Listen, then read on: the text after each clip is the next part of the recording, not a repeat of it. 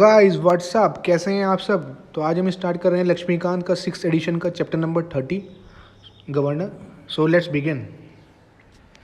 जो कॉन्स्टिट्यूशन है इंडिया का envisages the same pattern of government in the state. तो स्टेट के अंदर भी वही सेम पैटर्न है जो हमारा सेंटर के अंदर है, डेट इज़ पार्लियामेंट्री सिस्टम। तो जो पार्ट 6 है हमारे कॉन्स्टिट्यूशन का वो डील करता है गवर्नमेंट ऑफ द स्टेट्स का। तो जो आर्टिकल 153 से लेकर 167 है पार्ट 6 के अंदर, वो स्टेट के एग्जीक्यूटिव से डील करते हैं। तो एक स्टेट के एग्जीक्यूटिव में कौन कौन आता है, उसमें आते हैं governor, chief minister, council of minister और advocate general of state. Thus there is no office of vice governor. State के अंदर कोई भी वाइस गवर्नर का ऑफिस नहीं है, जैसे कि वाइस प्रेसिडेंट का है सेंटर के अंदर। जो गवर्नर होते हैं वो द चीफ एग्जीक्यूटिव हेड होता है स्टेट का, लाइक द प्रेसिडेंट। और जो एक is the nominal executive head, जिसे टिटुलर और कॉन्स्टिट्यूशनल हेड बोलते हैं। Governor also act as a agent की तरह एक्ट करता है सेंट्रल गवर्नमेंट का। देयरफॉर जो ऑफिस है गवर्नर का उसका डुअल रोल है।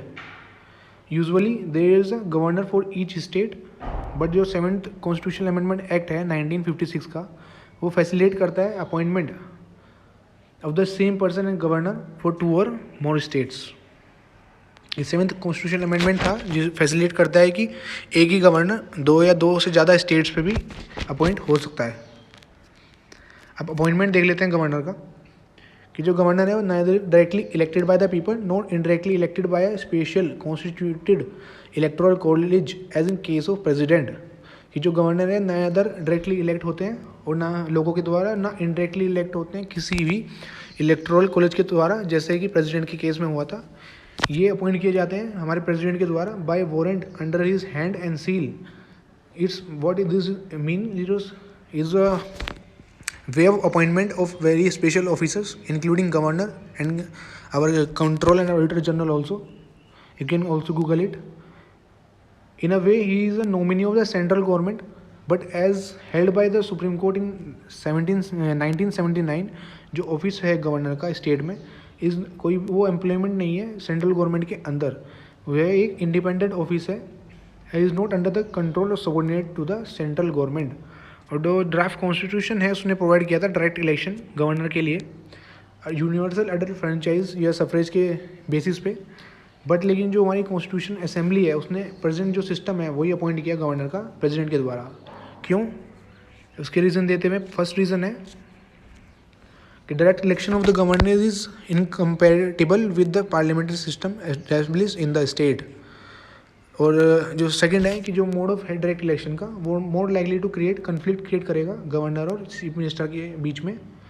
गवर्नर जो एक कॉन्स्टिट्यूशनल हेड है कि कोई पॉइंट नहीं बनता कि इतना खर्चा करके उनके लिए ये इलेक्शन किया जाए, जो कि ओनली एक कॉन्स्टिट्यूशनल हेड है। और फोर्थ पॉइंट ये बोलता है जो इलेक्शन है गवर्नर का वुड एंटायरली एक पर्सनल इशू है एक, hence it is not on the national interest कि लार्ज नंबर ऑफ वोटर्स के लिए इन्वॉल्व किया जाए।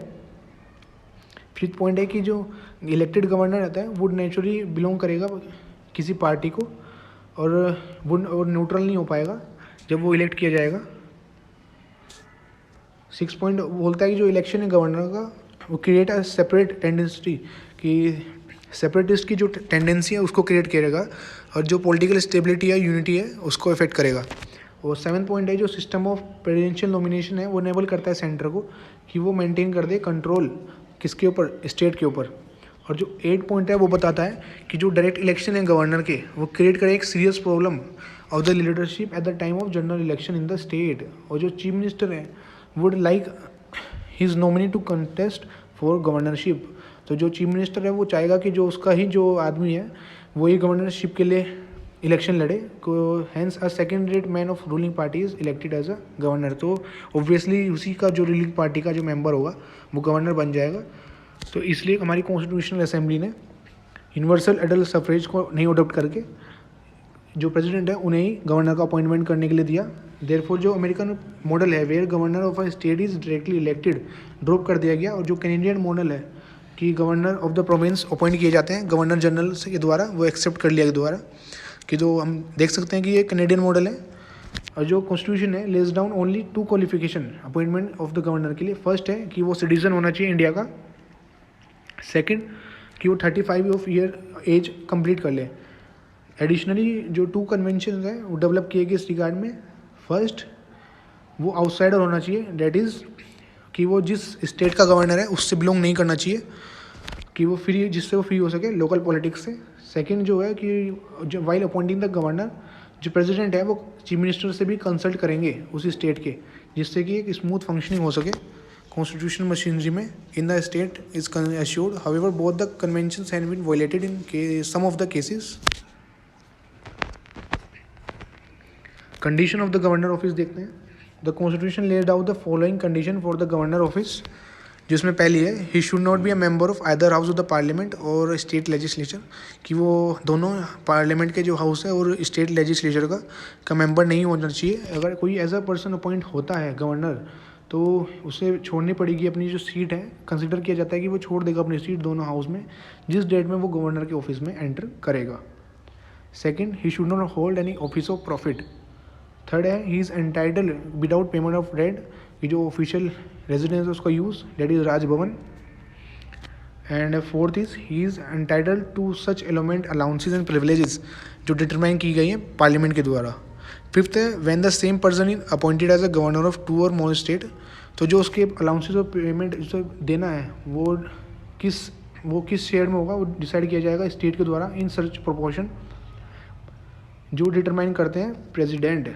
तो इस पॉइंट इज़ वेरी इंपॉर्टेंट कि जब एक सेम पर्सन गवर्नर डिक्लेयर होता है 2 या 2 से ज़्यादा स्टेट का, कि जो इलोमेंट और अलाउंसेस पेबल होते हैं उसको जो स्टेट के द्वारा शेयर किए जाते हैं, लेकिन वो कितने प्रोपोर्शन में देने हैं वो डिटरमाइन किया जाता है प्रेसिडेंट के द्वारा। और सिक्स्थ है कि उसके अलाउंसेस जो इलोमेंट होते हैं वो उसके सर्विस के टर्म के बाद डिमिनिश नहीं किए जाएंगे। 2018 में पार्लियामेंट ने has increase the salary of the governor from 1.1 lakh rupees to 3.50 lakh पर मंथ।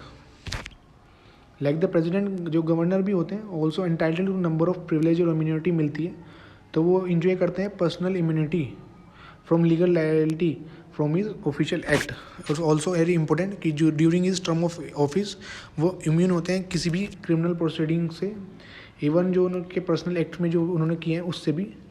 वो उन्हें अरेस्ट भी नहीं किया जा सकता, ना जेल भेजा जा सकता है।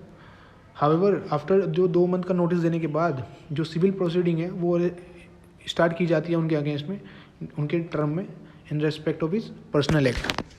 कि ना क्रिमिनल प्रोसीडिंग हो सकती है उनके जो पर्सनल एक्ट में उन्होंने किया है टर्म में भी, लेकिन जो सिविल प्रोसीडिंग है वो 2 मंथ के नोटिस के बाद प्रोसीड हो सकती है। अब देखते हैं बिफोर एंटरिंग जो गवर्नर को ओथ लेनी पड़ती है कि to faithfully execute the office, to preserve, protect and defend the constitution and its law, and to devote himself to the service and wellbeing of the people of state. जो oath होती है वो chief justice of state high court होते हैं वो administer करते हैं, और उसके एब्सेंस में सीनियर मोस्ट जज होता है जो कोर्ट का वो अवेलेबल होता है। एवरी पर्सन डिस्चार्ज करता है जो फंक्शन गवर्नर का वो सिमिलर ओथ लेता है। अब देखते हैं term of the governor office. जो गवर्नर है होल्ड करता है ऑफिस 5 साल के लिए, जिस डेट में वो एंटर करता है उससे। हाउएवर जो टर्म है 5 साल की वो subject to the pleasure of the president. Further he can resign at any time by addressing a resignation letter to the president. Further वो रिज़ाइन कर सकता है अपने ऑफिस से रेजिग्नेशन दे के प्रेसिडेंट को। और सुप्रीम कोर्ट ने ये हेल्ड किया है कि जो प्लेजर है प्रेसिडेंट की वो जस्टिफिएबल नहीं है। इट्स ऑल्सो वेरी इंपॉर्टेंट कि governor has no security of tenure and no fix term of office. He can may be remove by the president at any time. उसे रिमूव किया जा सकता है प्रेसिडेंट के द्वारा किसी भी टाइम। और जो प्लेजर है प्रेसिडेंट का वो जस्टिफिएबल नहीं है किसी भी कोर्ट में। नेक्स्ट पैराग्राफ है जो कॉन्स्टिट्यूशन है does not lay down any ground upon which a governor may be remove by the president. Hence the National Front government headed by VP Singh ask all the governors to resign when they are appointed by the Congress government। तो इसमें यही दिया हुआ guys. और बाद में दिया हुआ कि जो प्रेसिडेंट है वो ट्रांसफ़र कर सकते हैं power appointed to one state to another state for the rest of the term. It's also और इम्पोर्टेंट फर्दर जो गवर्नर होता है जिसकी टर्म एक्सपायर हो चुकी वो रीअपॉइंट हो सकता है सेम स्टेट में दोबारा। गवर्नर जो होल्ड करता है ऑफिस अपने 5 साल के बाद भी कर सकता है जब तक उसका सक्सेसर चार्ज एज्यूम नहीं कर लेता, जिससे कि ये can not be entry governor. ये नेक्स्ट पैराग्राफ देख लेते हैं कि जो प्रेसिडेंट है can make such provision as he think fit for the discharge of the function of the governor in contingency not provided for in the constitution. For example death जो हो जाती है सिटिंग प्रेसिडेंट की, तो जो chief justice होता है state concern high court का, may be appointed temporarily to discharge the function of the governor. It's also very important कि जो चीफ जस्टिस होते हैं स्टेट हाई कोर्ट के, वो भी टेम्परेली अपॉइंट किए जा सकते हैं कि वो गवर्नर का फंक्शन करें। तो गाइस हमने यहाँ तक कर लिया जो पावर फंक्शन है गवर्नर के, हम नेक्स्ट वीडियो में देखेंगे। And if you have any doubt you can ask me in the comment section.